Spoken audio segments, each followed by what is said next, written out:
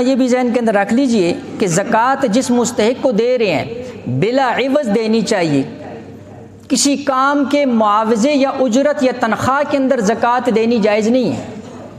لہٰذا اگر کسی بندے کو کوئی بندہ تنخواہ دے رہا ہے اور وہ اپنے زکوٰۃ کے پیسوں کے اندر سے نیت کر رہا ہے کہ بھائی یہ میں زکوٰۃ کے پیسے دوں، اس میں سے فلاں کی تنخواہ ادا کر دی جائے، تو یہ زکوٰۃ ادا نہیں ہوگی. زکوٰۃ کے پیسوں سے تنخواہ دینا جو ہے یہ جائز نہیں ہے. کیوں؟ اس لیے کہ زکوٰۃ کسی کو مالک بنانا ہے، بغیر بلا عوض کے مالک بنانا ہے. تو اس لیے جو ہے یہ بھی ذہن کے اندر رکھ لیجئے. ایک اور مسئلہ علماء نے لکھا ہوا ہے، ایک آدمی فقیر کو کھانا کھلانا چاہتا ہے زکوٰۃ کے پیسوں سے، تو اگر اس کو گھر بلا کر اپنے دسترخوان پر بٹھا کر کھلایا، علماء نے لکھا زکوٰۃ ادا نہیں ہوگی. کھانا بنایا، فقیر کو دے دیا، جہاں چائے کھائے، جو چائے کرے، تیرا کھانا ہے، تیرا، تو اس کا مالک ہے، تیری مرضی ہے، اب زکوٰۃ ادا ہوگی.